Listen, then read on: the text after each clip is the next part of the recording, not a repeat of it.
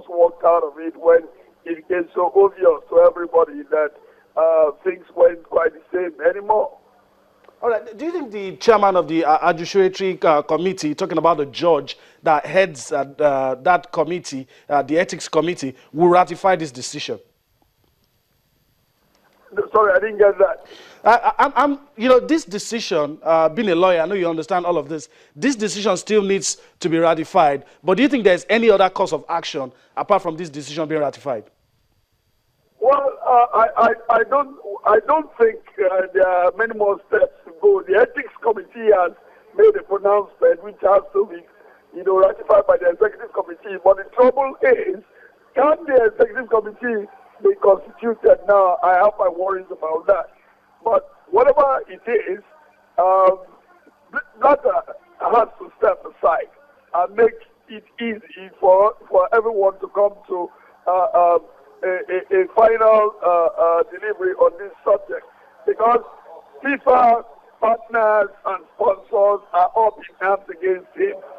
It wouldn't be nice for him to drag the entire organization down with him. Okay. How do you think all of this will pan out ahead of next year's elections? All of these issues, Platini, also a decision will be made about Platini tomorrow as well. All of this is June Moon as well, the Korean that's in the mix, also facing issues. How do you think all of these things will affect the global image of football and the elections in February? Okay, I think we just lost Godwin there, and we'll try to get him back online, and we'll continue our conversation. But Rotimi, let me drag you into this. You've alluded to some of the things that I said, but how much of a damage do you think this has done to the global game? The damage had been done the moment we saw the bans, the revelations, the suspension, extradite this one to this country and all that. It's been done already. And then over the weekend, we saw how the sponsors, I personally feel they were being pressurized behind the scenes to actually call for Sepp Blatter to quit the office. I mean, what more damage do you want? When your biggest sponsors are asking you, is either you step down or we pull out of this pull out of this system.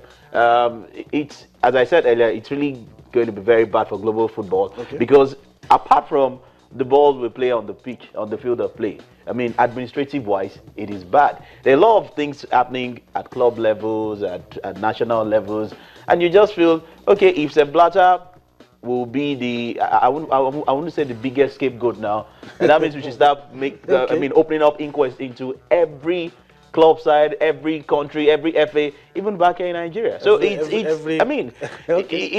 confederation, every local government football agency, we have all that. But since this saga began, the damage has been done already. It has been done. Yes, FIFA is still there. The people in the office will still go to the office. The guys in charge of website, media, and all that, they will still work. They will still organize tournaments.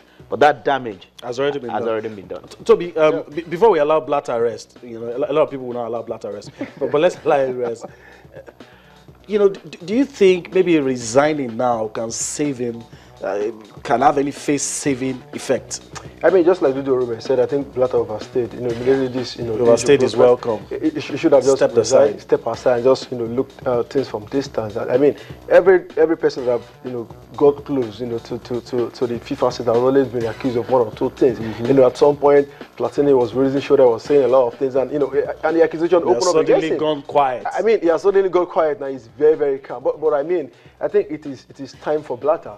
It's just time for Blatter to just step aside, and just look at things from distance. I think that would be really key for FIFA. Okay, I'm told that Godwin Dudorume is back online. If you can't hear me, Godwin, how does all of this affect next year's FIFA elections? In a way, it makes for a fairer arrangement, because if Blatter remains there, he's definitely going to influence it. It's going to because howsoever you see it, haven't been on the saddle for so long. The people are loyal to him within the system, and if he doesn't want any candidate to succeed, he might jeopardize the candidate's chance. So if FIFA election is going to go on next year without or with better influence from Blatter, we may have something we may have a platform that's a lot better and an image that is better for football. All right, what are the chances of an underdog emerging as the FIFA president? Now, some people are saying all the tall trees have been have been brought down. So, in your opinion, the chances of an underdog, someone we're not even thinking about right now?